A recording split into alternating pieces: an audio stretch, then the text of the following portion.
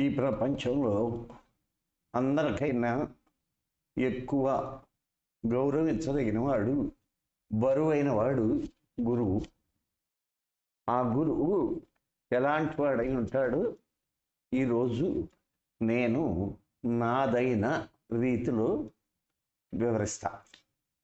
మనం గురు బ్రహ్మ, గురు విష్ణు, గురుదేవో మహేశ్వర, గురు సాక్షాత్ పరబ్రహ్మ, తస్మై శ్రీ గురవే నమః అని అంటూ ఉంటాం. దీనికి అర్థం వైదికమైనటువంటి రీతిలో ఒక రకం, లౌకికమైనటువంటి రీతిలో ఇంకో విధంగా ఉంటుంది. మనకి మొత్తం ప్రపంచం అంతా 3 శక్తుల మీద ఆధారపడి నడుస్తుంది. ఒకటి సృష్టి, 2 స్థితి, 3వది లయం. సృష్టికి అధిదేవత బ్రహ్మ, స్థితికి అధిదేవత విష్ణువు, లయానికి అధిదేవత మహేశ్వరుడు. కానీ ఈ 3 శక్తుల్ని అన్నిటినీ ఒక రీతిలో ఉంచేటటువంటి ఇంకొక మహాశక్తి ఉంటుంది. అది పరబ్రహ్మ స్వరూపం. ఇప్పుడు మనకి గురువు ఈ 3 శక్తులు మనకి కలిగిస్తాడు. ఒకటి సృష్టి, మనలో ఉన్నటువంటి జ్ఞానాన్ని పెంపొందింపజేస్తాడు. మనకి ఒక విధమైనటువంటి జ్ఞానం మీద ఆసక్తి కలిగిస్తాడు. అది బ్రహ్మ చేసే పని.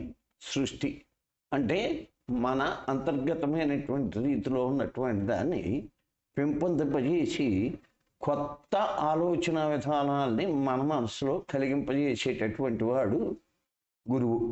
అందుకని ఆయన సృష్టికారకుడు, ఆయన బ్రహ్మ. రెండవది స్థితి. స్థితి అంటే పెరుగుదల, మన పెంపుదల. వీటన్నిటినీ మనకు ఇచ్చేటటువంటి వ్యక్తి మహావిష్ణువు. ఆయన స్థితికారకుడు. మనం ఇచ్చే స్థితులు, మన బాగోగులు, ఎక్కువ తక్కువలు అన్నిటికీ కారకుడు కేవలం విష్ణువే. మనం ఈ జ్ఞానాన్ని వృద్ధి చేసుకొని మన జీవితంలో ఉన్నత స్థితికి వెళ్ళని, సంపాదించని, లేకపోతే చతుర్విధమైనటువంటి ఆశ్రమాల్లోకి వెళ్ళని, వీటన్నిటినీ నిర్వర్తింపజేసేటటువంటి ఒక శక్తి విష్ణువు. ఈ ఆశ్రమ ధర్మాన్ని అన్నిటినీ ఎలా మనం నిర్వర్తించాలి అని మనకు తెలియజేసేటటువంటి వ్యక్తి గురువు. అందుకని రెండవదిగా గురువు విష్ణు. ఇక మూడవది లయకారకుడు. మొత్తం ఈ సృష్టినంతటిని లయం చేసేటటువంటి వాడు శివుడు.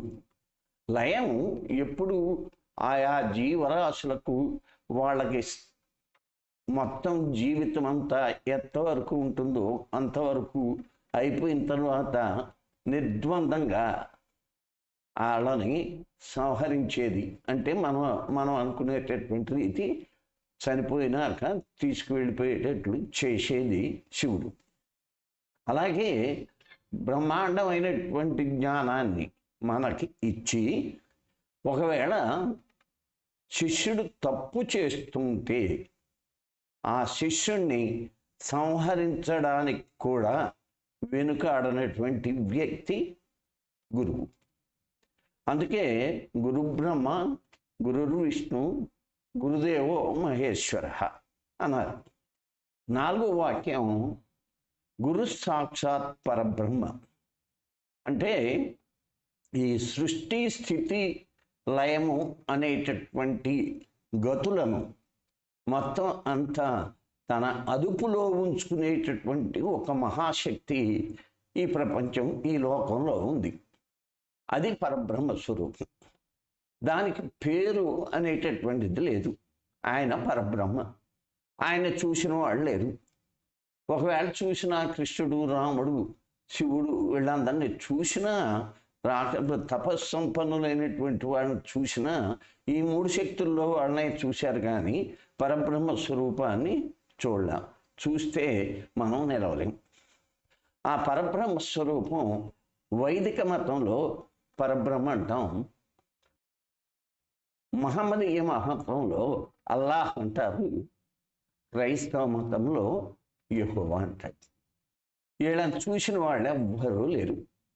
కానీ ఈ 3 శక్తుల్ని కలిపి మనకు అందిస్తూ దాన్ని కంట్రోల్ చేసి మన అదుపు చేసి మన మంచి మార్గంలో ఉంచేటటువంటి వాడు గురువు. ఆ గురువు అక్షాత్ అంటే మనకు కంటికి కనిపించేటటువంటి పరబ్రహ్మ స్వరూపం ఏదైతే ఉన్నదో అది గురువు. అందుకనే ఆ గురువుని గురు సాక్షాత్ పరబ్రహ్మ, కళ్ళ ఎదురుగుండా మనకి లభించినటువంటి, మనం కనగలిగేటటువంటి, మనం చూడగలిగేటటువంటి పరబ్రహ్మ స్వరూపం గురువు. అందుకని తస్మై శ్రీ, అలాంటి ఉన్నతుడైనటువంటి గురువుకి నేను నమస్కరిస్తున్నాను అని మనం ఆదివాక్యం, ఆదిగా మొట్టమొదటి మాటగా పిల్లలకి ఇది నేర్పి వాళ్ళకి ఈ వివరణ తెలియజేస్తే మన వైదిక సాంప్రదాయం, మన వైదిక ధర్మంలో ఉన్నటువంటి ఆద్యమైనటువంటి మౌలికమైనటువంటి వ్యవహారం వాళ్ళకి తెలియజెప్పి చేసిన వాళ్ళం అవుతాం.